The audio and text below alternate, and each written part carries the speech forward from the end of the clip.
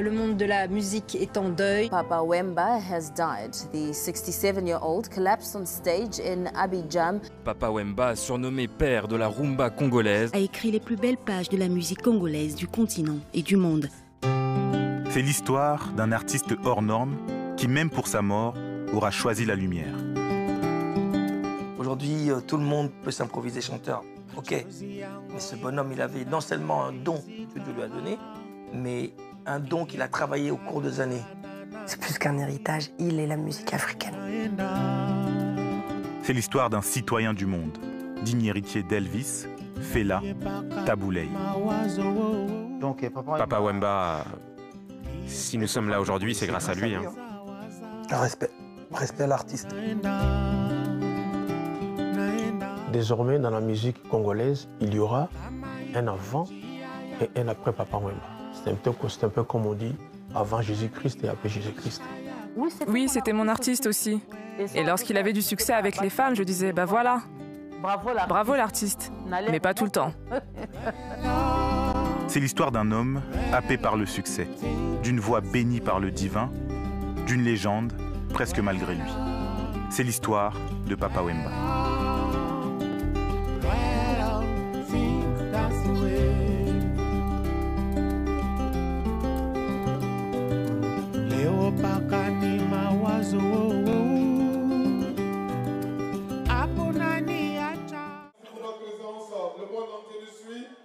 Cette histoire commence par où elle s'est terminée. Ici à Abidjan, sur cette scène d'Anoumabo, s'est éteint Jules Chungu Wemba Dio, dit Papa Wemba, il y a un an jour pour jour. Ce soir, les musiciens de Viva la Musica lui rendent un dernier hommage, vêtus de son dernier habit de lumière. Beaucoup d'entre eux étaient présents un an plus tôt sur cette même scène. La tension est palpable, le public a répondu présent sur la désormais place Papa Wemba. L'ombre de l'artiste plane ce soir-là dans le ciel d'Anoumabo. Ce soir à Abidjan, les proches de l'artiste vont enfin pouvoir clôturer le matanga, qui veut dire le deuil en lingala.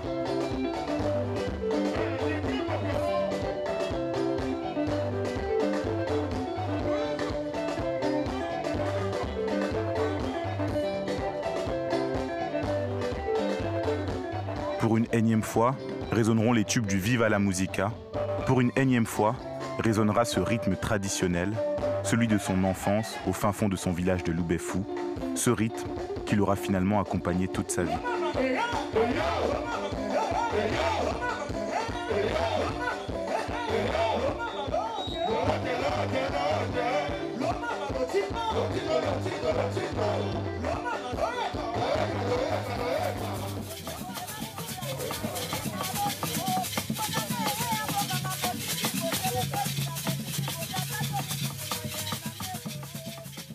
Une étoile est née, sous le son des lokombé et des sakas.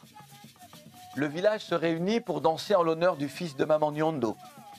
Patrice Lumumba a, enfin, un digne successeur.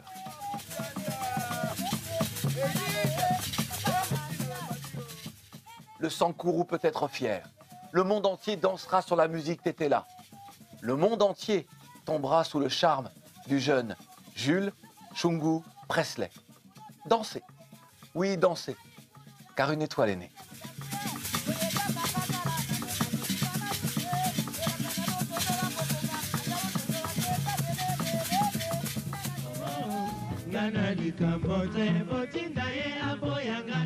Début des années 70, Kinshasa tombe sous le charme du groupe Zaiko Langa Langa.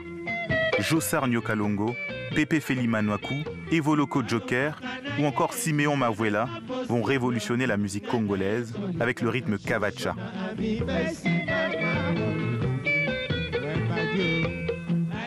Le jeune Jules Presley, futur Papa Wemba, fait déjà l'étalage de tout son talent. Je crois que c'est un homme qui a fait irruption dans notre vie avec d'autres artistes de sa génération.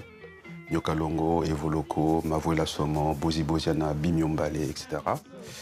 Et à travers l'orchestre Zaiko Langa Langa. À l'époque, nous avions un style musical qui intégrait les cuivres. Et Zaiko arrive avec un nouveau style, pas de cuivre, beaucoup plus une sorte de de caisse claire, de rythme à la batterie, relativement rapide.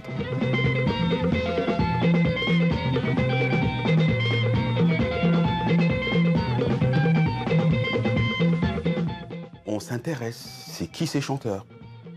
Et lui s'appelait Shungu Jules Presley. Vous voyez, ils commencent tous et lui, il prend le nom Presley. Ça montre déjà son ouverture musicale. Et même lorsque Zaiko, il crée la danse Wondostoke Mama. Wondostoke, en réalité, est une influence du festival de Woodstock. Vous voyez, où il y a les John Baez, les Jimi Hendrix, etc. Donc, il suivait tout ça. Donc, je crois qu'il avait plus de créativité, plus d'imagination, un charisme. Ce qu'il faisait à cette époque-là, ça n'a ressemblé à rien à ce qu'on faisait au pays. Voilà, moi j'ai commencé à l'apprécier avec une chanson qui s'appelait Chouchouna. Et à cette époque-là, les clips, c'est pas les clips, c'était pas comme aujourd'hui. La chanson commençait, souvent il s'est caché derrière une fleur et au début de la chanson, il apparaissait. Et on devenait fou à la maison. Jules Presley va connaître un début de carrière tumultueux. 4 ans après la création de Zaiko, il quitte le groupe en pleine ascension, accompagné d'Evoloko Joker, Mavuela et Bozi Boziana pour créer l'orchestre Isifi Lokole. Mais une fois encore, l'expérience tourne court.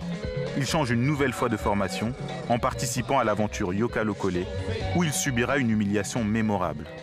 Papa Wemba lui-même m'a révélé qu'il a été chassé publiquement par ses anciens collègues, entre autres Mavuela Somo, qui s'est considéré comme étant des Kinois. Bon, ce sont des propos que je ne peux pas parler vraiment ici, ça... Ah, c'est pas bon. Ils ont dit qu'on t'écarte du groupe, casse-toi. Alors ils voulaient prendre le micro, ils disent non, nous ne voulons plus de toi ici. J'avouerais qu'il a été quand même un tout petit peu le succès qu'il commençait à faire, d'abord dans Zaiko, puis dans Isifi, gênait beaucoup les Kinois dès naissance, parce que je rappelle que Papa Wemba n'est pas né à Kinshasa. Il est arrivé à Kinshasa déjà au niveau de l'école primaire, entre 9 ou 10 ans. Et ce petit complexe de supériorité des natifs de Kinshasa persiste jusqu'à ce jour. Systématiquement dans sa carrière, le jeune Jules Shungu sera renvoyé à ses origines, à son village de Lubefu, enclavé dans cette province du Sankuru, là où il est né, un certain 14 juin 1949.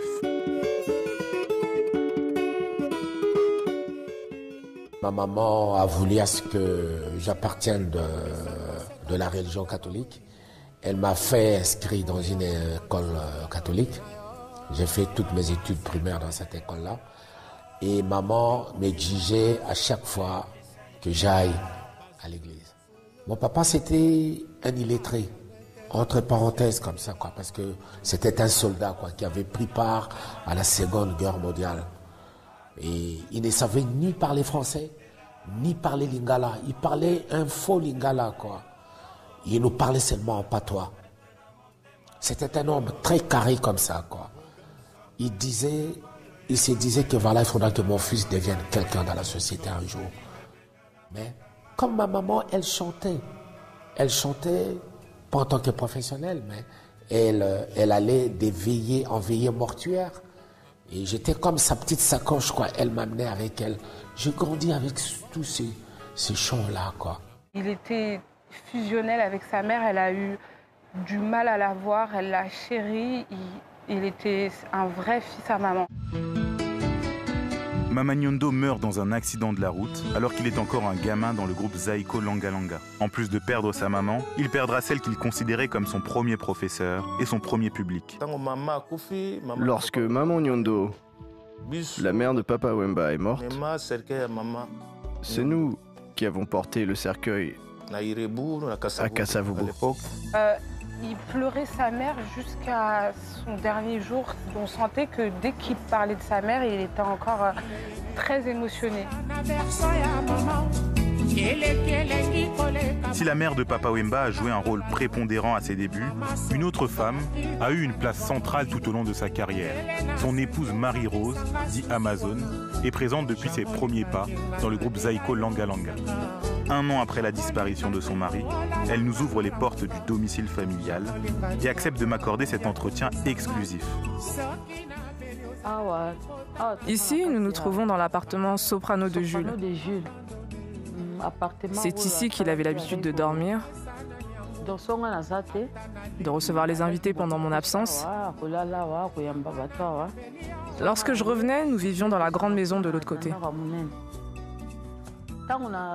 Quand on s'est rencontrés, je le voyais comme un intellectuel, mais qui traînait avec des fumeurs de chanvre.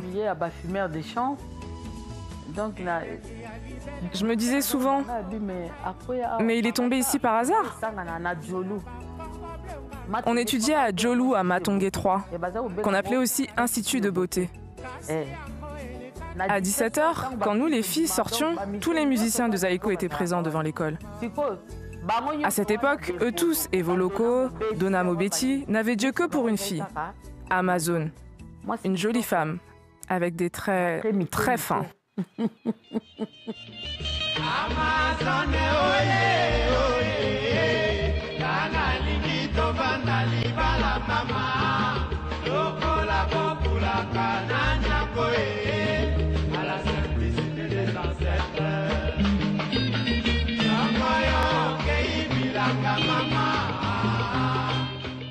Il la mérite, hein, les chansons, il la mérite, hein, il la mérite.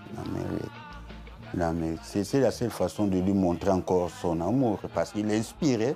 Lorsque Jules Presley et Zaïko ont commencé à rencontrer le succès, la moitié du public féminin ne venait que pour lui. La moitié. Mais dès que j'étais présente dans la salle, il n'osait pas leur parler. Il me craignait en quelque sorte.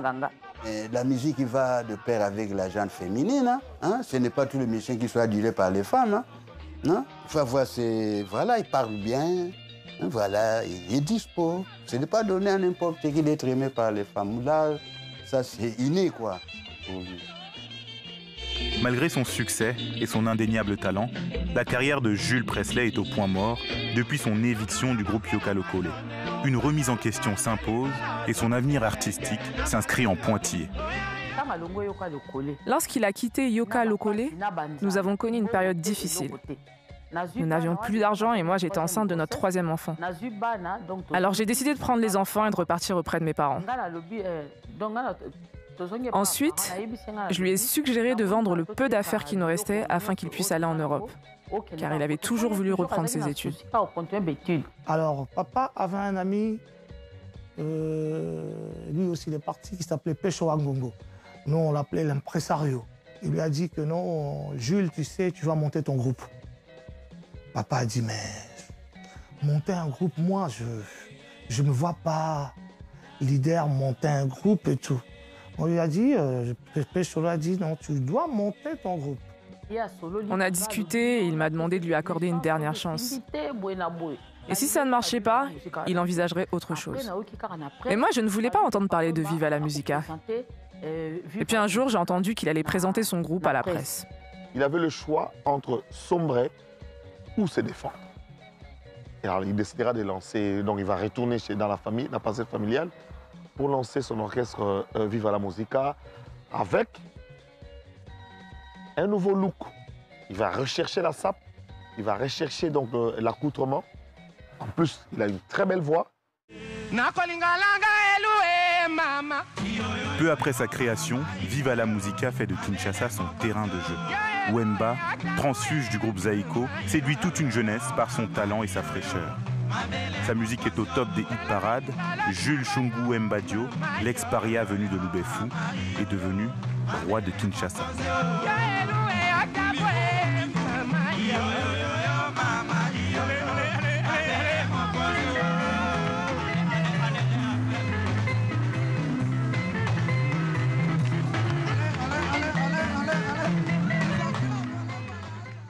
Le groupe Viva la Musica n'était pas voué à l'échec. C'était un grand groupe et tous les jeunes Belgicains, à l'époque, il n'y avait que des Belgicains, pas des Parisiens. Des Belgicains, la plupart, qui venaient. Et quand ils venaient, ils arrivaient, ils voulaient le même jour aller au concert. Et les concerts, mais il fallait voir les concerts, comment c'était. Et la sape, les filles, tout ça. Non, le Viva la Musica, c'était le top. Le Viva la Musica, on a fait 5 ans, meilleur orchestre, meilleure danse, meilleure vedette. C'est Papa Wemba. À la Kisinzela, que ce soit pour la sape, bien habillé, bien sapé, bien véhiculé, tout ça, je pense que c'est l'idéologie à lui. Et dans la globalité, aujourd'hui, si on est propre, on s'habille bien, des choses comme ça, savoir parler à la télé, bouder un peu, des choses comme ça, c'est du Papa Wemba. La jeunesse s'identifie à ce groupe qui va tout au long des années être le pourvoyeur des plus grands talents de la musique congolaise. Debaba, Juna Janana, Dindo Yogo, Kester Emenea ou encore un certain Kofi Olomide, jeune parolier surnommé l'étudiant le plus célèbre du Zaïre. J'habitais un quartier qui s'appelle Lemba et puis il m'a été présenté par un grand frère de Lemba, Nito Mambou. C'était mon chanteur favori dans l'orchestre Zaïko Langalanga où il était un des éléments majeurs. J'étais vraiment content de l'avoir rencontré. Quelqu'un venu de voyage, il a dit Kofi t'a envoyé un message. Bon, on a cherché une magnétophone pour écouter. Là, Kofi habite en Suisse. La première chanson, parmi les chansons de l'époque, c'était Balembongue. Puis il y a eu peut-être l'un de ses plus grands tubes, Mère supérieure. Wemba ne sera pas épargné par les défections. Après une première vague de départ, le groupe fait face à une véritable saignée. Kester Emenea, pilier du groupe Viva la Musica, prépare son départ alors même qu'il est logé dans un appartement de la parcelle familiale de Papa Wemba. On faisait le complot dans cet appartement. Et le jour qu'on a créé le groupe, on devait fuir parce que Papa Wemba est venu avec le judoka de Gueda et ses amis pour nous régler le compte, quoi. Et nous, on a fui, on a tout laissé. C'était vraiment grave. On ne pouvait pas circuler sur Matongé. Si on nous attrapait, on nous tapait. Et puis Kester n'est pas venu donner la démission comme ça. Il est parti comme il était sorti, puis on l'a pu revu. Hein, donc. Mais là, c'était chaud parce qu'ils sont partis, 12 à 12. Quand nous, on est sortis, on est venu avec un style. Nous c'était les 12 apôtres. On avait tous laissé la barbe. Et puis, dans le groupe, il y avait Jésus et les apôtres. C'était une idéologie bizarre, quoi. Derrière ces départs, un seul et même homme. Verkis Kiamangwana, le magnat de l'industrie musicale, impose sa loi en fournissant des instruments. La quasi-totalité des groupes de la capitale sont signés dans l'écurie VV. Papa Wemba résiste, même si Verkis tentera à plusieurs reprises de le convaincre. Effectivement, on n'avait pas de matériel en bon état à ce moment-là. On est allé là-bas, Verkis dans sa fenêtre, il dit non, je reste pas seulement Papa Wemba, l'autre là, donc il m'a cité, quoi. On va là-bas vers 22h. Il sort un catalogue des instruments, il dit papa, toi, j'ai besoin de toi, tu es un grand artiste, pourquoi tu veux travailler avec moi, tout. Il a sorti un catalogue, il dit si tu es d'accord, dans 2-3 jours, on part avec toi et ton gars en Italie, vous cherchez des instruments que vous voulez. Mais moi, je tiens, bon. Je me rappelle, papa, il m'avait coché même voilà la marque des instruments. On est sorti, il était 2h du matin. Je l'ai raccompagné chez lui. En cours de route, il me dit, sacré, Kopawana Yangote. Bissoukara, il faut perso. Pourtant, Verkis déjà avait alerté les journalistes que papa il viendra signer un contrat, tout le monde, il a amené les journalistes. Parce que c'est un événement, quoi. On n'est pas répartis. Je sais que c'est un gars dynamique, qui a son écurie, qui regroupe pour moi une dizaine de groupes. Et que moi, je suis autonome, je suis indépendant. Je m'en passe. Vraiment, nous sommes à la merci des producteurs. Les producteurs qui sont jaloux de nous. Ils veulent à tout prix casser ces mythes et avoir des musiciens dans leur écurie, quoi. C'est pourquoi il y a tout le temps des départs. Parce qu'ils corrompent aussi.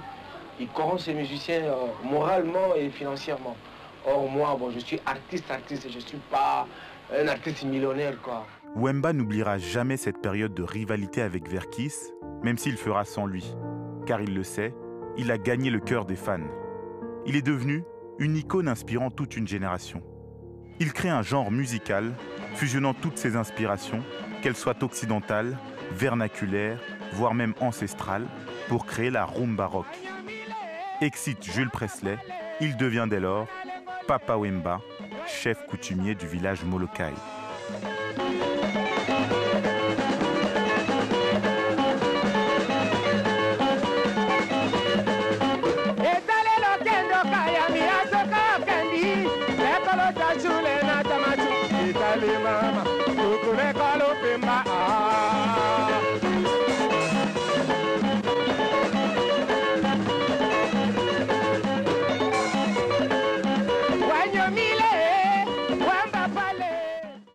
Le village Molokai, et bizarrement, les avenues du quartier Matongé ont obéi à cette logique.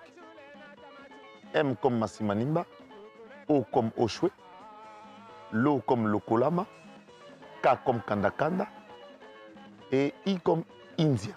Dans les groupes là, il y avait un village qui s'appelait Molokai. Alors Papa Wemba, il avait ses notables, il avait ses conseillers, des sages. Après, c'est eux qui s'occupaient pour la discipline des artistes et du groupe. C'est par rapport à Fela Ramson Kuti à Lagos. Il avait un village, si j'ai oublié le nom. Donc on a transposé ça chez nous. Comme Fela, Papa Wemba est un artiste hors du commun et très influent. Comme Fela, Papa Wemba crée ce village imaginaire en pleine capitale.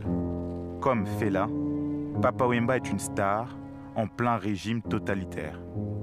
Si Fela connaît la répression de la junte militaire dirigée par le général Obasanjo, Mobutu Sese Seko, lui, règne sans partage sur la République du Zaïre.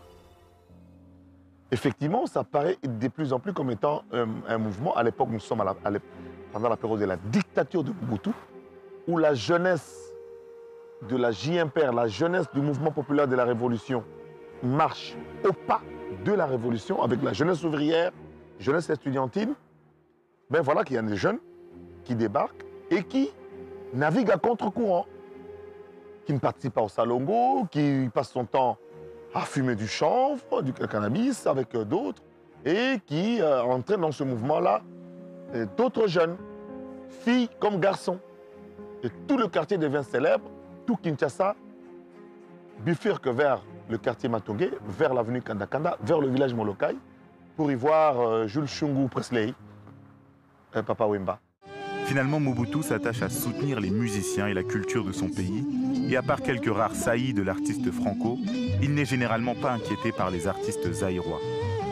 Ces somptueuses fêtes familiales organisées en Côte d'Azur sont d'ailleurs souvent animées par les artistes du pays eux-mêmes, comme ici avec Zaïko Langalanga et Mbili Abel.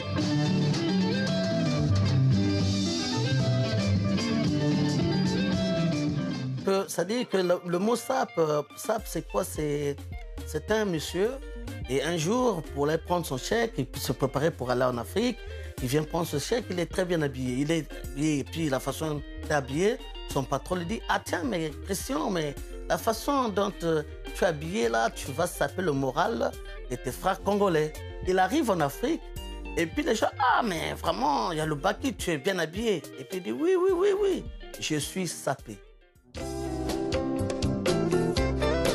Papa Wemba continue d'inspirer la jeunesse et devient apôtre de la religion Kitendi, qui veut dire tissu en lingala.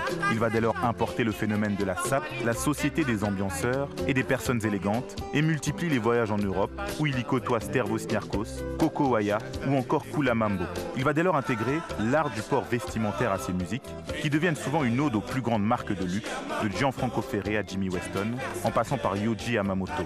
La SAP divise, un symbole de l'affirmation de soi pour certains, mais une pratique poussant la jeunesse à la dépravation pour d'autres. Aujourd'hui, c'est considéré pour certaines personnes comme étant, je dirais, une influence, je dirais, négative, mais du moins, moi je pense qu'il faut voir le bon côté. Il faut voir le bon côté. Donc, Papa Wemba a une influence sur le bien-être des gens, c'est-à-dire à travers le port vestimentaire, parce qu'il était artiste, mais il a véhiculé un message à travers sa musique sur la SAP. Jusque-là, jusqu'à une certaine époque, on avait du mal à intégrer que quand on aime la SAP, on aime les beaux vêtements, on était quelqu'un de simple. On nous prenait plutôt pour des petits voyous, des gens qui aimaient s'habiller, ne voulait rien faire dans la vie. Qu'est-ce que c'est Kitende? Linge. Linge. Ouais. Et c'est une religion. Ah oui. On peut avoir une religion avec là. Non, mais il faut aimer tout d'abord. Il faut aimer pour être sapeur, quoi. Quand on n'aime pas, on peut pas, quoi. Il faut casquer énormément d'argent pour se vêtir, quoi. Parce que je me suis dit, il faudra que je sors un peu de l'ordinaire. Parce que tous les chanteurs faisaient pareil, quoi.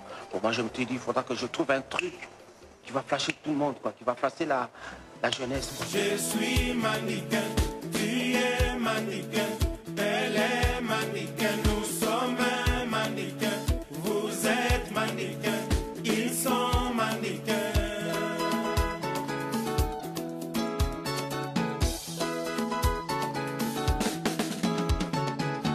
Babuka kiligale ya kaluji na ya comme papla il fallait na télémana. C'était une star qui a compris que son public aimait la sapologie. Alors, la délinquance de la jeunesse, ça, c'est pas son travail. Il y a un gouvernement, il y a un ministère qui s'occupe de ça. Papa Mbavier lance ses côtés en Djoubé. Qu'est-ce que ça a à voir avec la délinquance? Il vient, il porte le pantalon là, Mkoussani, oui, Ungao. Il lance sa marque, il s'est fait valoir auprès de son public. Aujourd'hui, par exemple, on parle de Jay-Z, de Beyoncé, des gens aujourd'hui qui influencent le monde et toute une génération. Mais les premiers, en tout cas, un des premiers que moi j'ai connu en tant qu'influenceur ou découvert, c'est Papa Wemba. À un moment, il pouvait faire la promotion de la voyoucratie, mais tout de suite après, vous rappelez que, par exemple, pour nous autres qui sommes de la diaspora, vous êtes à l'extérieur du pays, mais n'oubliez pas que le jour de la proclamation, lorsqu'on proclame les résultats, c'est pas à Paris, c'est pas à Bruxelles, mais les résultats, c'est à Kinshasa. Jura proclamation à Kinshasa, jura proclamation à Sefa, Amokili Banga Motanana, Rosali Papa Sage Toyokana, Amostale Ayakana Kinyo, Akutana Kana Kokonanga Yoyo.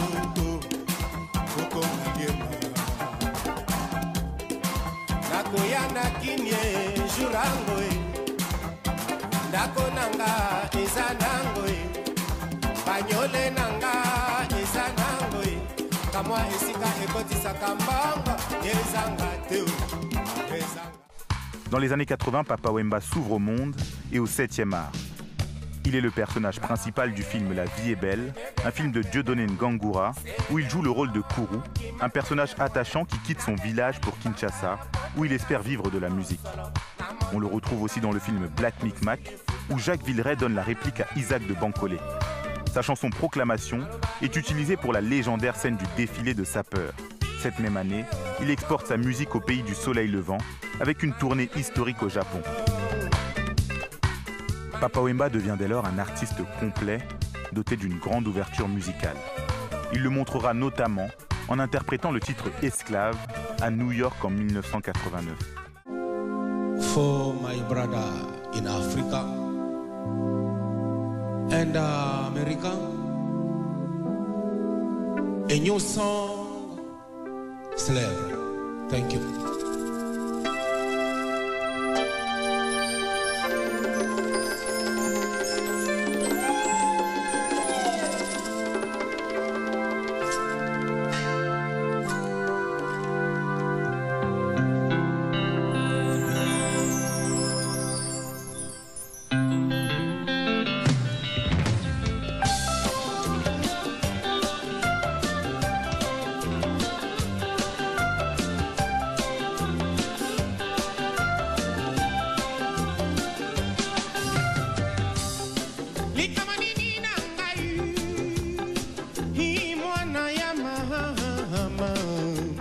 Il a retracé l'histoire de l'Afrique.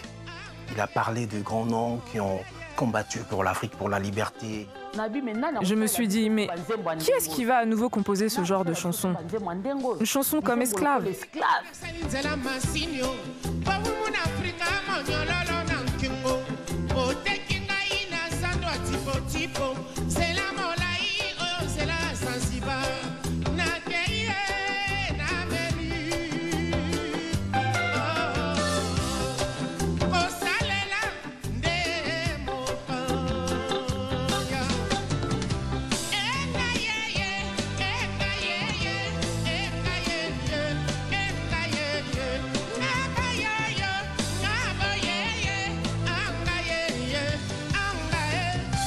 Martin Luther King, Bessie Smith, Bob Marley, Banso Bazala Kase Kolela Pasi ya Bongo, Nalola Kana Bango. C'est quelqu'un qui était déjà éveillé, réveillé, qui réveillait même des consciences avant même qu'il y ait tout ce mouvement qu'on voit aujourd'hui. Papa Wemba était déjà un combattant parce qu'il avait une vision. Sa vision pour l'Afrique, c'était d'avoir une Afrique forte, unie et émergente et tout. Dès lors, Papa Wemba se lance à la conquête du monde avec comme objectif de faire connaître cette musique africaine à l'international. Après le succès de son album Floridol, il sort son premier album destiné à l'international, intitulé Le Voyageur. Papa Wemba continue à se produire avec le groupe Molokai sur de nombreuses scènes occidentales. En 1993, une rencontre va totalement faire basculer sa carrière. Quand j'ai fait In Your Eyes avec Peter sur l'album So en 86 et qui m'a demandé de faire la première partie de sa tournée mondiale, on a fait plus de 200 dates un peu partout. Donc c'est pendant la tournée que j'ai signé avec Virgin à l'époque. Et donc je devais faire mon album, je commençais à avoir du succès, je commençais à me détacher un peu, à avoir des programmes et tout. Donc Peter, qui adore cette partie de In Your Eyes, me dit, mais Youssou, là je sais que bon, tu vas partir, tourner, toutes les choses comme ça, par rapport à mes tournées et tout, bon, je pense que c'est bien que tu vois ta carrière commencer, mais tu penses à qui pour venir te remplacer ou en tout cas amener? Je dis, ben, je pense à Papa Wemba parce qu'il va apporter plus que moi. Et donc c'est comme ça qu'on a parlé avec Papa Wemba. Peter a fait venir Papa Wemba. C'est ça qui a amené l'album extraordinaire de Wemba, qui était aussi un peu décalé par rapport à tout ce qui se faisait, ce qu'il faisait en Afrique, avec un plus, mais qui est revenu en Afrique avec force. Ils nous ont dit que voilà, maintenant vous allez vous produire avec des grands, à l'occurrence Peter Gabriel. Alors là, on était... tout le monde était genre... Voilà, quoi, on ne pouvait pas s'attendre de ça, mais on était vraiment... D'ailleurs, on était étonnés, on était tout joyeux.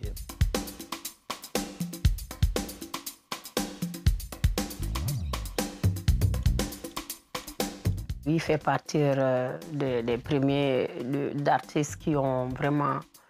qui nous ont montré l'autre chemin de sortir avec la musique hors de l'Afrique. C'est pas seulement qu'il a marqué la musique africaine, mais il a révolutionné la musique africaine. Il a donné une autre direction à cette musique-là, parce qu'il était l'un des premiers à croire que cette musique-là pouvait aller à la rencontre de d'autres styles musicaux. On faisait, j'avais le cours de coudre, de faire des habits. Et boum, il y avait les radios. Moi je dis, c'est Papa Wemba, c'est Papa Wemba, c'est du Congo et moi je suis du Congo. J'étais tellement fière. Pour moi c'était pour la première fois que j'écoute un chanteur, notre chanteur du Congo dans les radios hollandaises.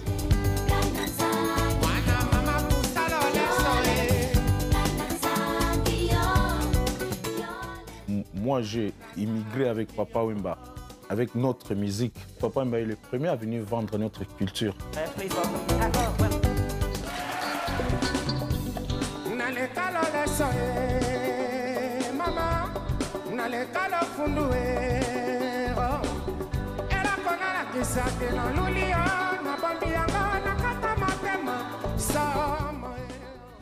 Émotion. Alors là, j'étais scotché. Il n'y avait même plus de plafond de verre pour moi. Parce que je trouvais qu'il avait... papa, et là, il est allé au summum, il commence à atteindre le summum de sa voix. Je pense que les albums de Papa Wemba qui m'ont vraiment...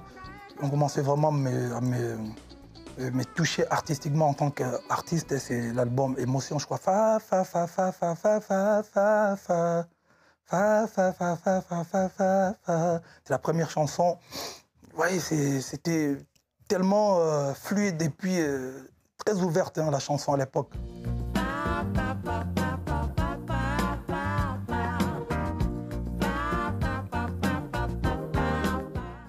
Émotion, je me souviens, dans les années 90, j'étais à Bruxelles, dans un bar. J'étais un peu triste, un peu down, j'étais jeune, hein. Ouais, j'ai 41, j'étais très jeune. Et le DJ met un son. Et c'était Papa Wemba, c'était Émotion. Je vous jure, je me suis mis à pleurer, au fait. Qu'est-ce qui se passe dans ce truc?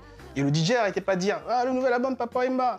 Et je me souviens de mémoire que Michael Jackson avait sorti un album plus ou moins dans la même période. Eh ben, je peux vous dire que le choc était beaucoup plus grand en écoutant Papa Wemba que l'album de Michael. Pourtant, Dieu sait que j'étais fan de Michael. Avec Peter Gabriel et l'album Émotion, Papa Wemba ramène la rumba rock à son paroxysme et crée un véritable pont entre la musique africaine et la musique du monde.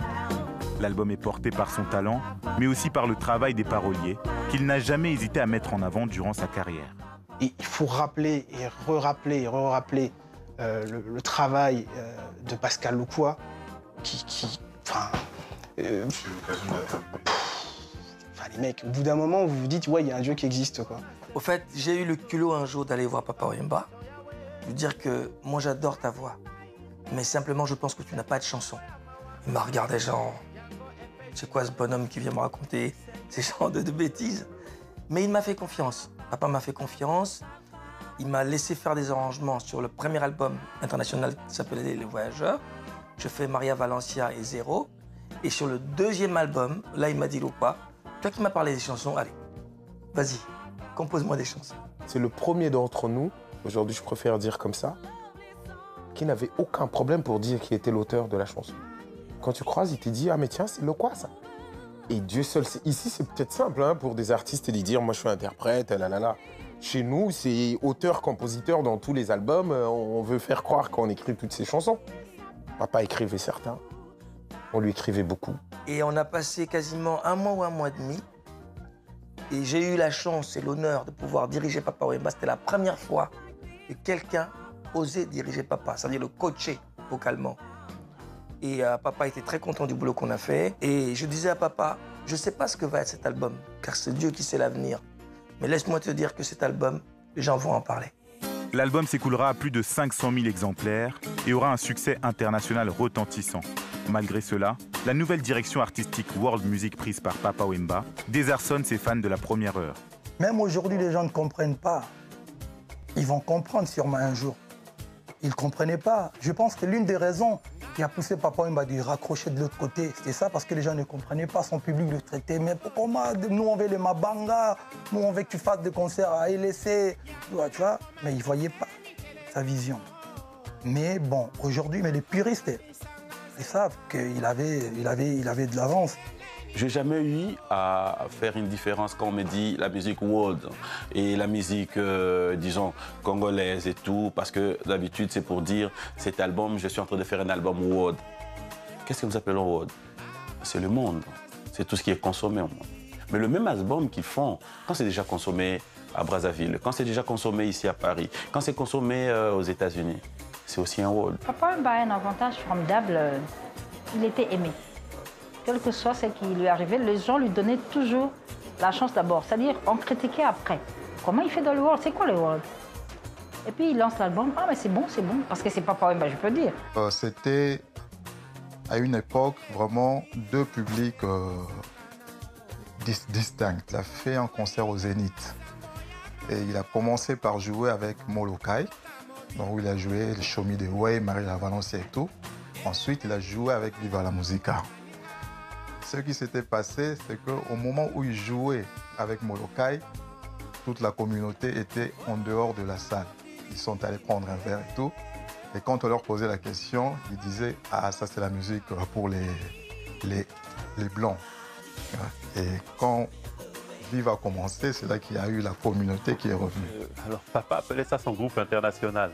Je pense que c'était dû au fait que les musiciens, en fait, venaient de beaucoup d'horizons différents. Moi, je suis originaire du Cameroun. Là, dans la dernière mouture, on avait un batteur béninois, un guitariste congolais, mais aussi un guitariste brésilien, un percussionniste cubain. Et en alliant toutes ces forces, on faisait la musique de Papa.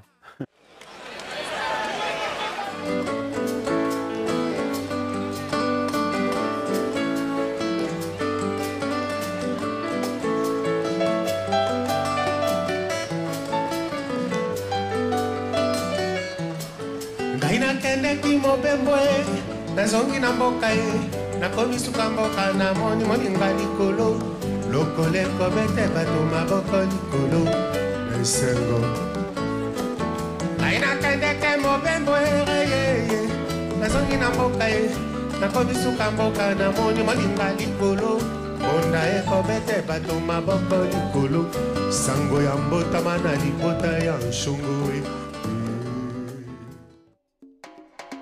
Ce grand écart musical symbolise aussi la vie de Papa Wemba. Un personnage multifacette, déchiré entre son aura d'artiste internationalement connu et son extrême simplicité, faisant de lui un homme populaire. Autant Jules Shungu, père de famille aimant de 6 enfants, que Pape de la Sape, à qui l'on prête d'innombrables conquêtes, et une trentaine d'enfants. Un homme troublé que la célébrité aurait pu broyer. Il avait justement ce sens des autres, ce que les chrétiens disent, l'amour du prochain, etc. Très humble, très posé, il prend le temps de vous écouter. Si vous avez des projets, il est là, il est à l'écoute, il vous suit, il vous soutient surtout. Il avait un cœur parce qu'il était humble. Et forcément, quand on a ce statut-là de méga star, d'icône, c'est pas évident. On a tendance à se rapprocher des étoiles, des nuages. Il se positionnait jamais dans un truc de... Même si son nom c'est Papa Wemba, tu sais, il ne demandait pas de lui parler comme le vieux père, etc. Il n'était pas dans ce délire-là, tu vois. Autant tu as des artistes qui ont besoin de ce truc de attention, respect, je suis l'ancien. Il n'a jamais mis ce genre de barrière-là. Mais parce qu'en fait, il n'y faisait même pas attention. Je sais pas, il y a quelque chose de divin en fait. Voilà, quelque chose de divin parce que vous êtes là, vous êtes porté au nu par le commun des mortels. Mais vous demeurez dans votre finitude humaine. C'est incroyable. Le condamner toujours pour, pour son côté bénévole dans beaucoup de choses. Papa Wemba est un artiste qui n'a pas beaucoup vendu son art, mais il a plus offert. Papa, c'était un cadeau, il faisait énormément de cadeaux. Vous l'invitiez à une fête d'anniversaire où il était censé ne faire qu'une apparition, comme invité d'ailleurs. Mais il arrivait, on lui demandait de chanter. Il était parti sur un titre et il se mettait à chanter pendant toute la fête. Je me souviens qu'il a chanté une chanson qui est Shege, shege, nanana, palaba, shege, shege. Alors, cette chanson-là, par exemple, quand on parle de Shege, on parle des enfants de la rue. Ah, pour chanter les enfants de la rue, bon Dieu, il faut avoir un cœur. C'est qu'à chaque fois, moi j'ai l'habitude de faire monter des jeunes pour chanter avec moi et tout et tout. Et j'ai fait monter un jeune qui, au lieu de chanter, il disait à son ami, tu vois, chante c'est le Papa Wemba. Maintenant, je suis à côté de Papa Wemba, je chante avec Papa Wemba, je suis sur la même scène avec Papa Wemba. Donc, chante c'est le Papa Wemba. Donc, pour moi, c'était, oh là là, je me suis dit, oui, ça, c'est bien trouvé, quoi. C'est bien trouvé. C'est bien trouvé. Alors, tous les jeunes qui vendent du journaux, des petits phaseurs, tout, on les appelle les Shege. Et je leur ai dit, Shege, chante c'est le Papa Wemba. T'es Shege aujourd'hui, t'es un petit phaseur, mais demain, bon, la chance peut te sourire, bon, tu deviens un grand industriel ou comment?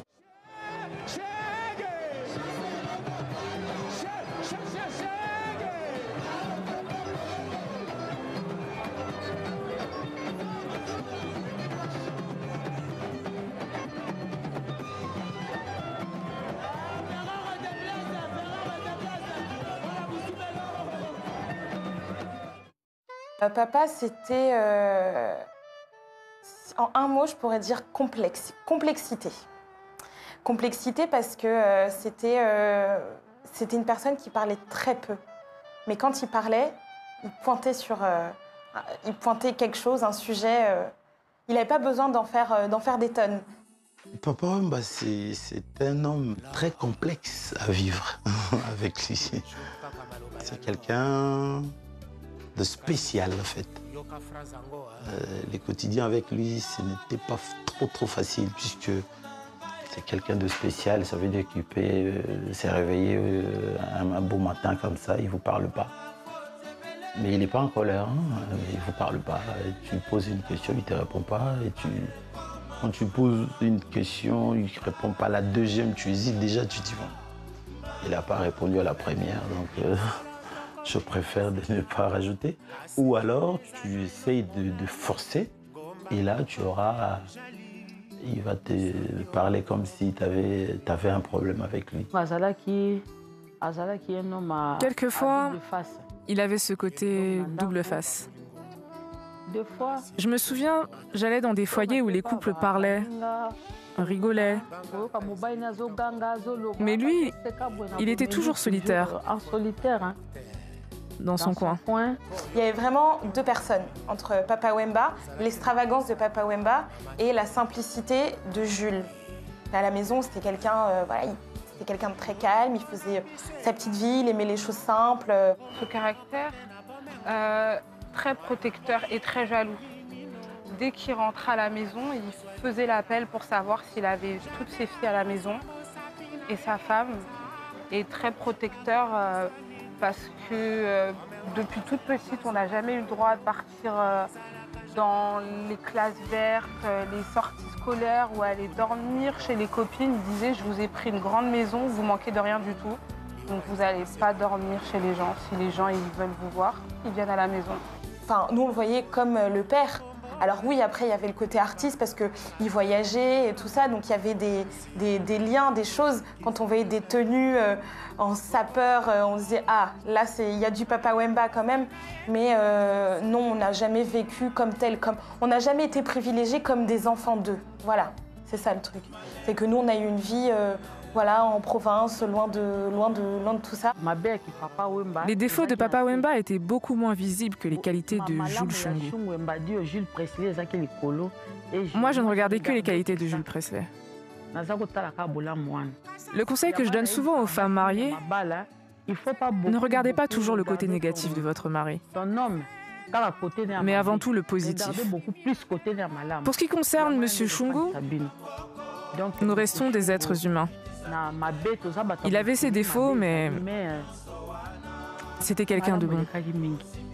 C'est pratiquement à sa mort que ses enfants parlent de sa musique ou essayent de s'intéresser à sa vie extra-conjugale, à sa vie dehors de la maison. Parce que Papa Wemba à la maison, c'est un papa qui le joint le matin, qui contrôle les cahiers de classe de ses enfants. Je lui disais, il y a une contradiction entre ce que tu racontes dans les chansons que tu me dédies et tes actes. Les personnes qui t'écoutent, quand elles te rencontrent, elles sont confuses, surtout lorsqu'elles voient les bêtises que tu fais à l'extérieur. Et tu sais ce qu'il m'a répondu? Est-ce qu'il sait vraiment ce que j'ai au fond de mon cœur? Donc lui et moi, c'était le cœur.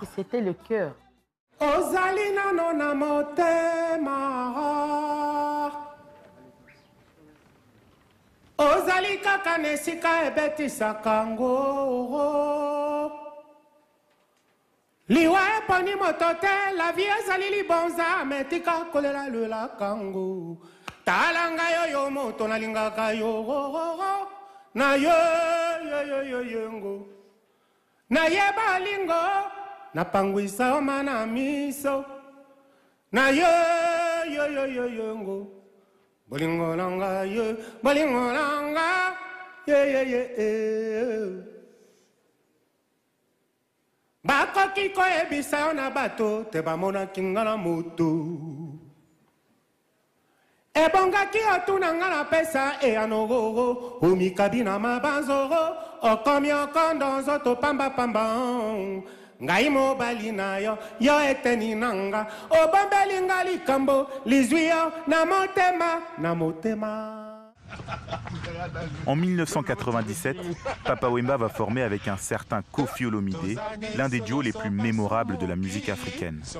Le jeune parolier est depuis devenu un artiste incontournable de la scène internationale.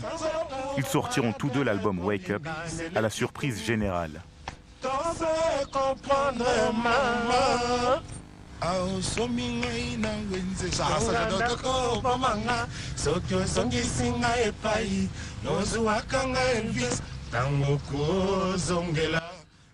L'album est d'une qualité incontestable et séduit très largement le public, mais derrière les sourires de façade se cachent des années de relations en dents de scie entre les deux artistes qui plombera la promotion de l'album Wake Up. Ces rapports complexes entre les deux artistes sont jusqu'à présent l'un des plus grands mystères de la musique africaine.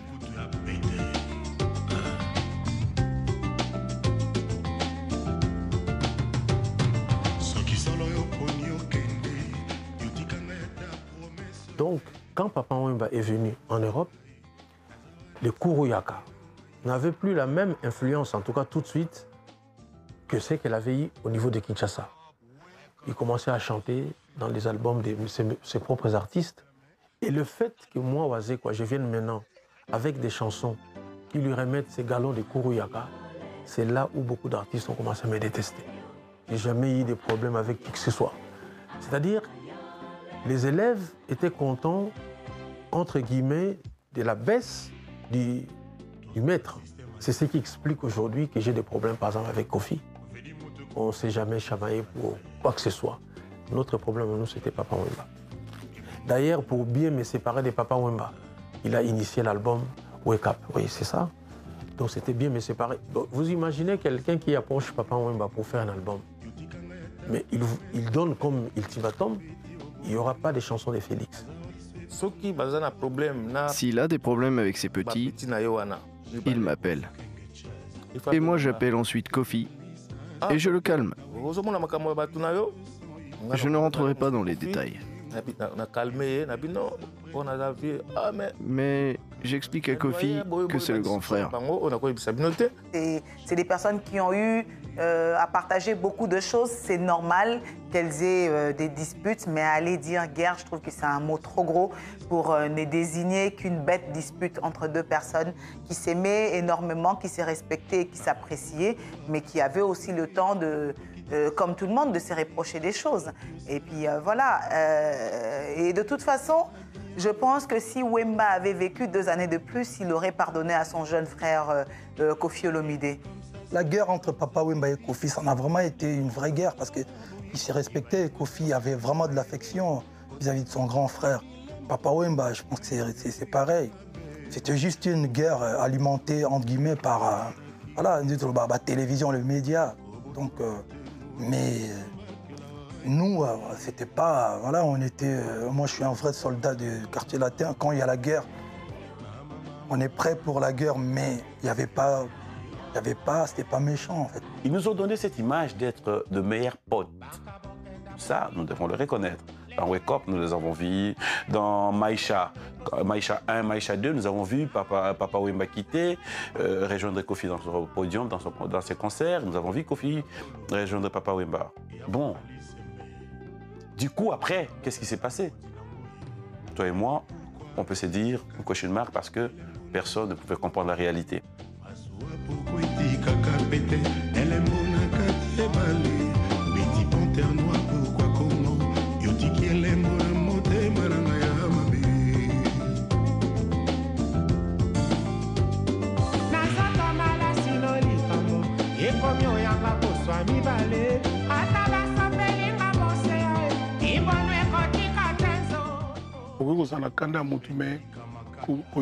Je ne sais pas comment le dire en français correct. J'avais dit cette formule-là. J'étais peut-être en colère, mais ce n'était pas vraiment de la haine. Voilà. Et maintenant, il n'est plus là, on ne saura jamais. Il a eu des difficultés avec des artistes. Pas beaucoup. Mais bon, en connaissant papa, je savais qu'un jour, il va pardonner. Vous savez, on a tendance à penser que ceux qui meurent sont indemnes, sont coupables de rien, n'ont jamais rien fait de mal. C'est bien, c'est la procédure, mais c'est pas vrai. C'est pas du tout vrai.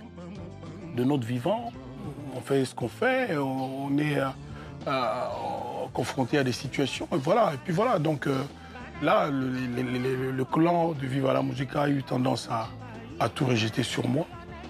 J'accepte, parce que je suis toujours, pour l'instant, en vie. 2 artistes de légende, une amitié sincère, mais une brouille qui restera malheureusement pour la postérité. Dans le début des années 2000, Papa Wemba travaille beaucoup à Kinshasa, qui entre-temps a vu le régime de Mobutu tomber. L'heure du changement a sonné, le Zaïre est devenu la République démocratique du Congo. Papa Wemba, quant à lui, crée un nouveau groupe qui aura pour objectif de donner un élan de fraîcheur à celui qui se fait désormais appeler le Vieux Bokoul. Et il nous avait promis en 1994, si je ne me trompe pas, de venir avec 2 de nos aînés de Viva la Musica de Paris. Et en l'occurrence, Estino Alcer et Diamis. Quand ils n'étaient pas venus, je l'avais vu un peu triste. Et c'est comme ça que je l'avais suggéré si on pouvait monter un groupe à Kinshasa avec les jeunes, d'où tu pourrais être un peu sûr, quoi, de les trouver à tout moment. Papa Wemba connaît une seconde jeunesse entourée de Ben Dawson, Christian Lema, Zimbabwe le docteur de la danse et surtout ses danseuses, les célèbres Fiotti Fiotti. Le groupe Nouvelle Écriture se produira dans les plus grandes salles parisiennes, dont l'Olympia et le Zénith de Paris.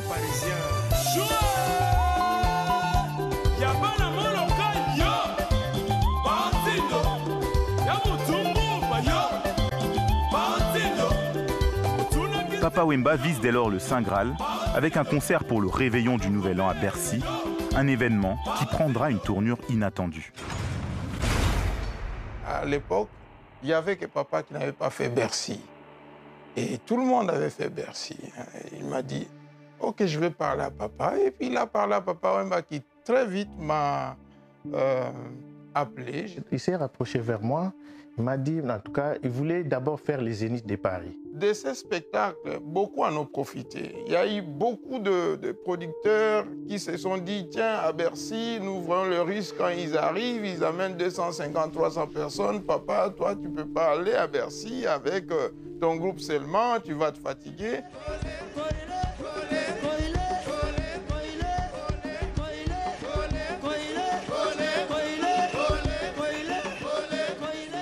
Il fallait ramener tous ces mondes-là à Paris, n'est-ce pas? Donc il y avait des groupes folkloriques, des jeunes, tous ces gens sont passés sur scène. Sauf que ces jours-là, il y a eu plus de gens qui sont arrivés que ceux qui sont passés sur scène. Si bien que à qui il avait confié le soin de s'occuper d'inviter des groupes à gauche, à droite, ils en ont abusé pour rallonger la liste et faire venir d'autres personnes que ni papa Wemba ni moi avons vu. Donc à partir de là, les renseignements généraux vont dire non, il y a un problème. Comment se fait-il que nous voyons beaucoup de groupes arriver tous pour Bercy Papa? Quand bien même Bercy était fini, mais les gens continuaient à venir avec les visas de Bercy.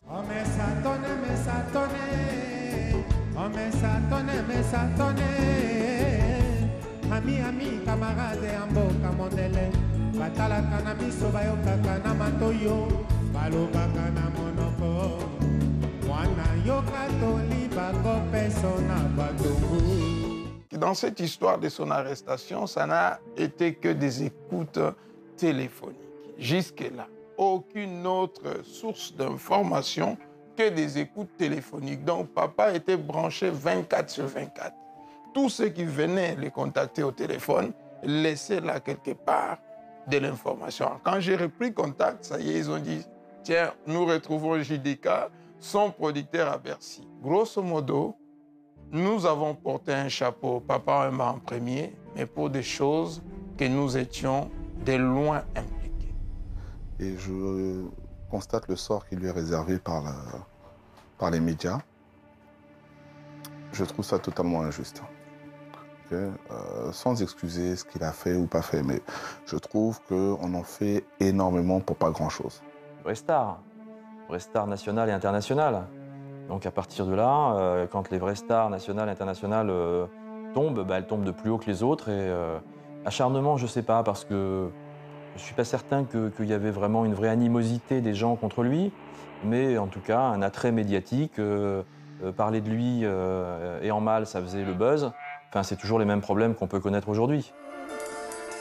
Papa Wemba, JDK et Cornélie Malongi passeront plusieurs mois en détention pour trafic d'êtres humains. Le chanteur aura reçu d'innombrables soutiens pendant son incarcération, qui aura eu un impact dans sa vie artistique et dans sa spiritualité. Il a été très très affecté et ça a beaucoup affecté sa carrière, déjà parce qu'il a dû rester pendant un moment sans sortir de la France. Et jusqu'à la fin de sa vie, il a eu des pays où il n'a plus pu aller, genre en Angleterre. Il devait aller pour les 90 ans de Nelson Mandela. Et il ne disait pas, ils lui ont refusé le visa. Dernièrement encore, il y a 2 ans, oui, on a commencé à travailler avec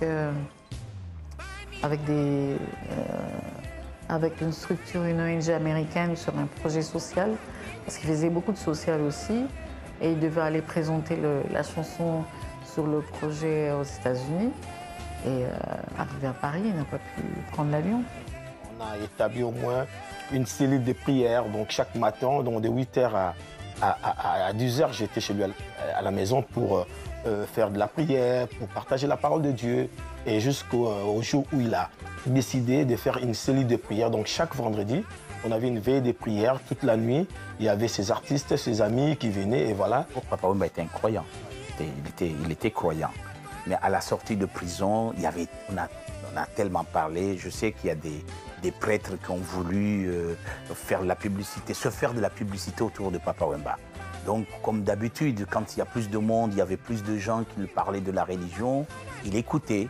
Mais moi, je n'ai pas connu Papa Wemba plus religieux qu'avant.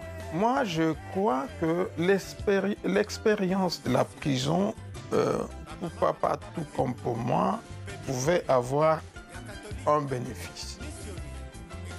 Un bénéfice du genre de régulariser un peu son passif, de régulariser sa vie, voir de façon objective sa vie, où je vais. Pour savoir où l'on va, il faut savoir d'où l'on vient. Dès lors, quoi de mieux qu'un retour aux sources, loin de la gloire et de la lumière, loin du mythe Papa Wemba, mais proche de Shungu Mbadio, l'enfant de Loubefou, si fier de ses racines, si fier de ses origines Tetela. Shungu Mbadio a eu l'avantage d'être intronisé par un des plus grands chefs coutumiers encore vivants. Je crois que c'était mi-2000, parce que nous avions considéré que Lumumba ayant fait de prouesses jusqu'à une dimension extra-territoriale, et que le deuxième qui est né, qui a atteint cette dimension-là, c'était Papa Wemba, dans la musique. Ainsi, la culture Tetela avait estimé qu'il fallait l'élever à une dimension supérieure. C'est ainsi que nous l'avons élevé à une dimension supérieure pour dire que Shungu Mbadio est entré dans le panthéon de la confrérie des léopards, qui est le degré élevé de la culture Tetela. Ils n'ont pas voulu m'élever au rang de chef coutumier, parce que si on m'élève au rang de chef coutumier, il faudra que j'arrête de chanter, quoi. Puisqu'un chef coutumier ne peut pas être aussi chanteur et faire danser ses fidèles. C'est pourquoi ils m'ont élevé au rang de grand notable. Il y a des contraintes où je ne peux pas faire tout ce que je faisais avant, quoi. J'ai maintenant des règles qu'il faut que je respecte. Non, loin de là, même hier, quand j'étais dans une manifestation, dès qu'on a mis une chanson de Papa Wemba, on sent que tout était là, se met à danser sans une sorte de fierté. Son attachement est, comme on dit, ombilical. Tout simplement parce que quand tu es né dans notre secteur là-bas, on nous élève même avec cette idée-là. On dirait que quand tu arrives à Kinshasa, tu jettes tout ça. Mais lui, depuis le début, il avait compris l'intérêt de mettre aussi ça en avant, tout en étant lui. Surtout quand il y a même des cris, ça nous motive toujours. Quand on entend des cris, voilà, Tetela Kemafumbe, ça veut dire qu'un Tetela ne peut jamais être un esclave. Et il était toujours prêt à aider pour faire avancer sa communauté. Et nous, on était prêts aussi à l'aider pour qu'il avance, parce qu'il faisait la fierté de notre communauté. Patrice Emery Lumumba, comme Shungu Mbadio Pene Kikomba, ce sont les esprits. Et tout Tetela veut s'identifier comme tel. Quelqu'un, pour vous dire qu'il a la dignité, que vous puissiez lui respecter, va vous dire « Dimo Seka Lumumba la Wango, Dima Seko Mote ». Il va vous dire « Choa Seka Shungu Mbadio ». C'est une façon de se identifier comme avoir été régenté par l'esprit Wemba et l'esprit Patrice Emery Lumumba.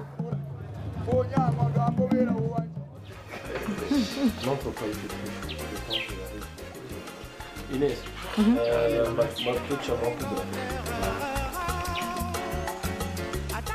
Pendant ces dernières années, Papa Wemba semble vouloir revenir à des valeurs essentielles. Sa famille joue un rôle encore plus central dans sa vie et il prendra pour épouse sa femme de toujours, Marie-Rose. Shungu Mbadio Pene Kikomba semble en paix avec lui-même et s'adonne même à de nouvelles passions. Il a dit, Marie, un jeune qui s'appelle Super Alain. Voilà, je m'essaie à la peinture. Je dis, ouais, toi aussi. Et puis on va à la maison, il nous montre. Je dis, bon, on est en train de travailler, viens voir. Et puis c'était passionnant. Il peignait à deux et lui, il expliquait ce qui l'inspirait. Je me souviens de comment il expliquait son tableau égypto. Personnellement, je ne suis pas très photo, je ne suis pas très télé. C'était quelqu'un qui, ah, mais toi, tu ne fais pas de photos. Et ce jour-là, j'ai vraiment insisté parce que je lui ai dit, écoute, on a un événement, le parrain, on va faire le photoshoot par rapport au parrain, mais il faut qu'on ait des photos dans la base de données, beaucoup plus de photos. Et puis après, on sort, on fait des photos dehors. Et puis c'est lui qui dit, ah, mais on n'a pas fait de photos de famille. Hein. Venez, on va la faire là. On choisit ensemble.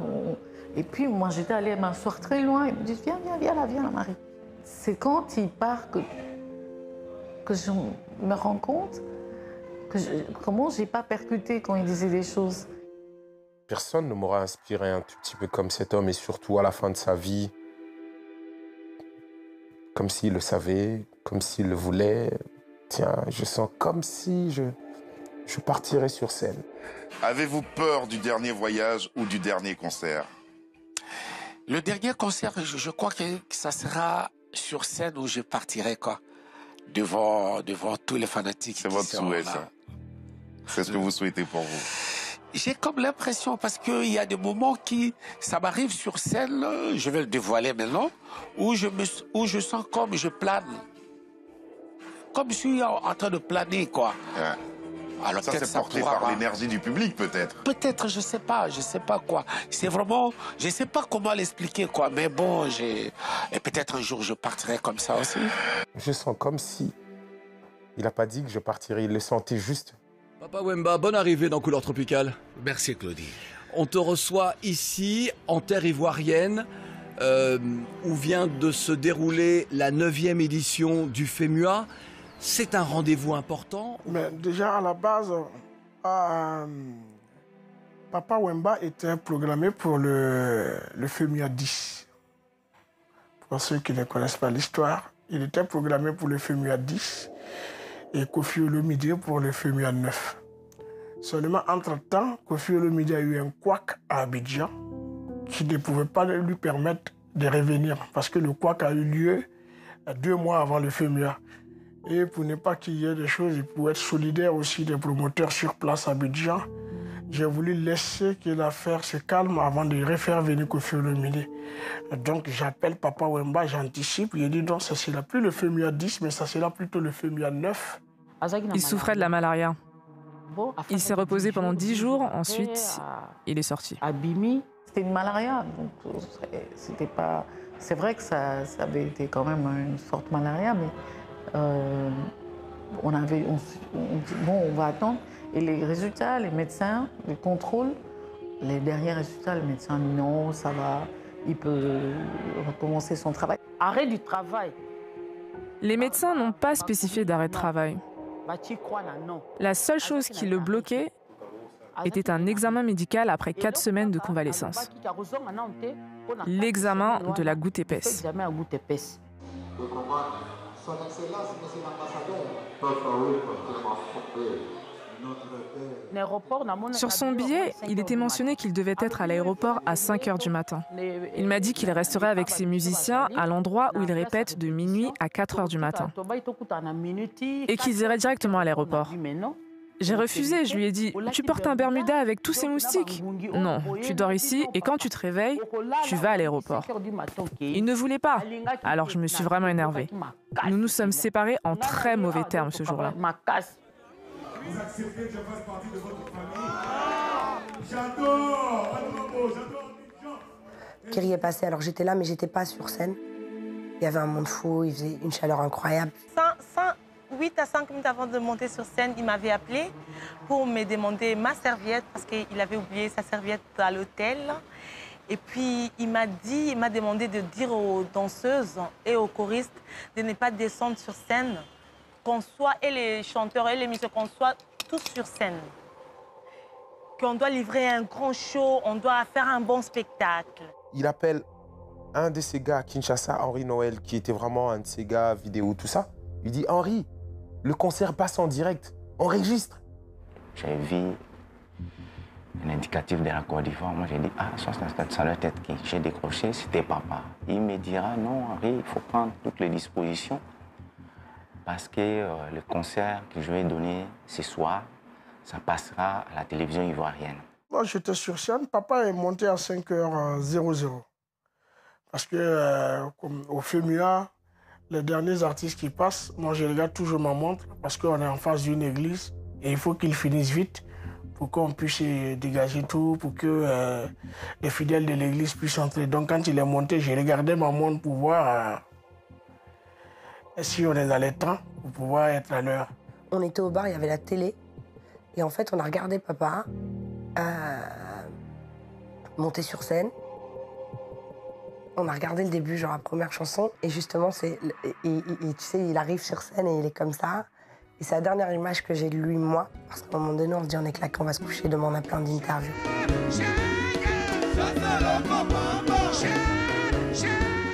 Il avait l'énergie comme pas possible. Je me disais, oh, ça c'est pas... Il motivait tout le monde. Et on avait de l'énergie, on était vraiment déterminés parce qu'on avait vraiment bien préparé ces shows-là. Donc voilà. Et après, dans la chanson Est-ce que sa dernière chanson, on a senti, moi j'avais senti qu'il avait commencé à perdre de voix. Après je me suis dit, ah ok, ben, je dois continuer à danser, c'est un professionnel, il sait ce qu'il fait, il va se rattraper, il n'y a pas de souci. Et puis je continue toujours et à un moment, oh, ça continue, ah ok, non mais c'est un professionnel, il veut se rattraper, c'est rien. Donc quand il est monté sur scène, au bout de 15 minutes, bon, moi je suis descendu pour faire mon interview avec la presse pour la fin du FEMUA à Abidjan et qu'on devait partir à Korogo. Et je me rappelle, j'étais sur la question où on me posait quel bilan je pouvais faire du FEMUA. Et je disais que je n'aime pas faire le bilan avant la fin. Mais à ce stade du festival, on peut dire que le FEMUA 9 a répondu à toutes les attentes. Mais j'attends qu'on finisse à Korogo. Tant que tout n'est pas fini, je ne peux pas faire. Et au moment où je parlais, la musique s'est coupée automatiquement sur scène. Et après, à ma gauche, j'ai vu une qui est restée genre hébétée comme ça. Elle ne dansait plus. Je lui regardais, je lui dis, tiens, allez, vas-y, danse. Il y a des gens qui nous regardent et tout. Qu'est-ce que tu fais là? Et puis elle m'a dit, papa. Et quand je regardais, je me suis retournée derrière, j'ai vu papa allongé au sol et là, j'ai couru vite. Quand on est vrai artiste, quand on chante, on se perd. On sent qu'on n'est plus soi-même. Ça, les vrais le savent. Que tu sois sur scène, que tu aies un public qui t'écoute, que le son te transperce, tu as des notes qui rentrent et tu as l'impression que tu es en osmose avec ton groupe. Le monde te regarde. Le moi, là, part pour que le moi artiste qui reste, et il n'a pas, le moi artiste n'a pas contrôle sur les organes du corps. C'est ça que les gens doivent comprendre. Ces genres de choses, infarctus, machin, arrivent parce que tu ne peux plus contrôler ton corps. Je vais voir sur Facebook quand c'était en direct si on n'a rien. Donc le professionnel revient. Je vais sur Facebook, je vois qu'on a mis, voilà, j'écris, non, papa est tombé, mais il est pris en charge. Tout est sous contrôle, il est à l'hôpital. Je vous donnerai des nouvelles. On l'a mis dans l'ambulance, paf, on est parti, on s'est suivi, on est arrivé à l'hôpital. J'ai même assisté au premier massage cardiaque. Puis le médecin qui vient me dire, bon, Papa Wemba a décidé de mourir dans tes mains. C'était fort. Et ça a été sur mes épaules pendant plus d'1 heure, parce que j'étais le seul à le savoir. Papa Wemba qui vient mourir à ton événement, à ton festival, comment tu l'annonces au monde entier? C'était en direct à la télé, il y a sa famille qui est de l'autre côté à Kinshasa, donc il faut trouver l'angle sous lequel pouvoir l'annoncer. Nous sommes arrivés à la station essence et Jeff m'a appelé. Il était chez lui à Bandal. À peine arrivé à la station essence, Jeff m'a appelé et a commencé à crier « Grande sœur, papa! Grande sœur, papa !» Je me suis dit « Mais non !»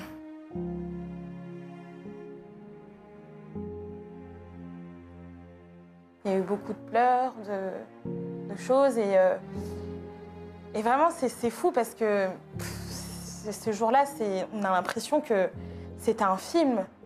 C'était un film que...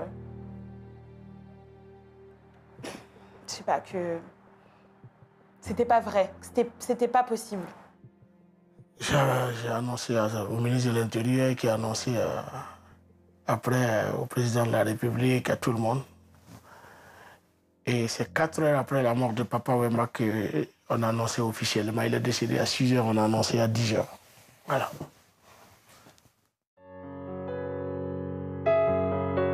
Eliwa, omemaka kaka okei, metala makambo tiki na nsima. Confusion totale. Douleur na motema na préféré na lela ya kobatama. Noki baloba balarme ya crocodile. Après un hommage quasi national en Côte d'Ivoire, le corps de Papa Wemba est rapatrié à Kinshasa, où une foule immense va l'accueillir. Il sera nommé au rang de grand officier de l'ordre des héros nationaux, Kabila et Lumumba. Pisoli o eleki nzela ya matama etiola te o etangi na motema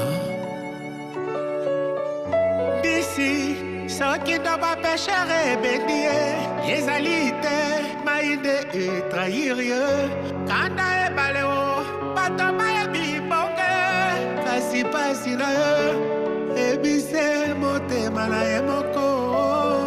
S'il vous plaît, kobongisa moto balingaka babetelaka ngo tolo te.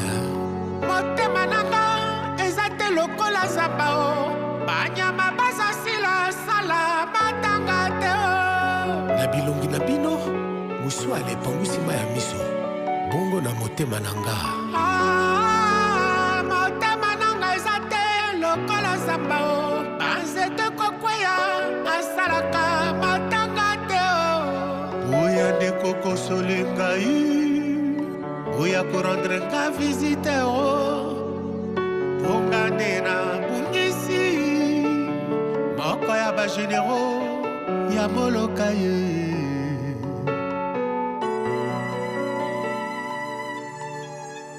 Mama nyonda alobaka na nga shongo keba mokili ezali mabe. Oui, je les confirme, les mots des méchants source ebibisa babolamu basipi yango na beto ya bilobela bamoni liki banéglige soso bakomisi mbuma bafingize te mama moboti na matanga mwana. L'heure est au recueillement, mais pas à la paix. Koffi Olomide et Verkis ne sont pas autorisés à venir rendre hommage à Papa Wemba. Verkis, présent lors des obsèques, sera même pris à partie publiquement par Marie-Rose Amazone. Une erreur de jugement. En effet, Verkis et Papa Wemba entretenaient des rapports cordiaux depuis plusieurs semaines. À l'image, on peut même voir la fille de Verkis lors de l'une des dernières répétitions de Papa Wemba. Lui-même, il me le disait. Le jour où je mourrai, que Koffi et Verkis ne viennent pas. Parce que si eux partent avant moi, si j'assiste à leurs funérailles, c'est comme un manque de respect. C'est lui qui le disait. Et moi, j'étais encore sous le choc. Il faut que les gens puissent me comprendre. J'ai demandé à Nyo Kalongo de m'accompagner pour que j'aille en personne présenter mes excuses à Verkis. Une étoile s'est éteinte dans la nuit sombre d'Anoumabo. Tu es parti comme tu le voulais, sous les feux des projecteurs, dans tes habits de lumière, confirmant ton statut d'icône de la SAP. Lumineux tu fus, lumineux tu resteras. Le Congo peut être fier, le Sankourou exulte, malgré la grande tristesse, car tu auras marqué ton époque. Merci Papa Wemba, merci grand frère. Bakala dia Kuba, de génération en génération.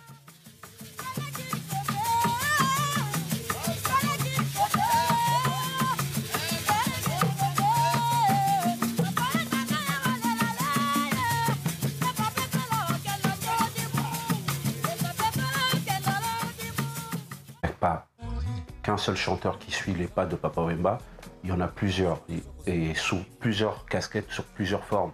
On a quelqu'un comme Singila, qui ne va pas systématiquement chanter en lingala, mais qui sera en français, et qui aura tout justement le timbre de Papa Wemba. Vous avez quelqu'un comme Ferregola, qui a le timbre les gestuels. Comme Papa Wemba, vous avez quelqu'un qui s'expose dans la world music et tout justement dans la communauté aujourd'hui, comme Fally Ipupa.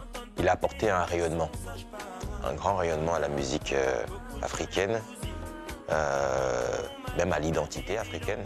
Papa Wemba, c'est l'incarnation de Grand Calais et de Tabouley. Et je pense qu'après Papa Wemba, c'est Ferregola.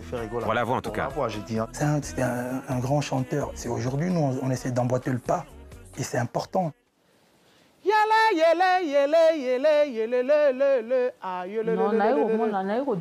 viens de découvrir un petit nouveau. Amtetela. Amtetela comme papa. Il s'appelle Neymar. Il est maintenant à Viva la Musica. Il a de l'avenir. Promets quelque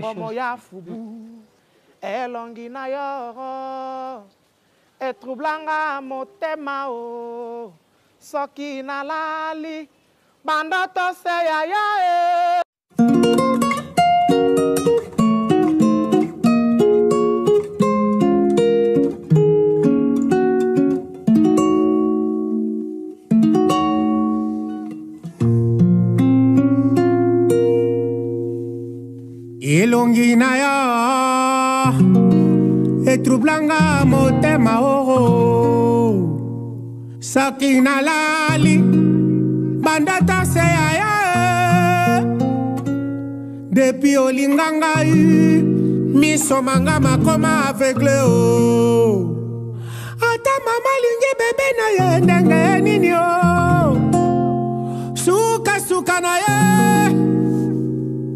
suka suka se akolongola ye na mabele o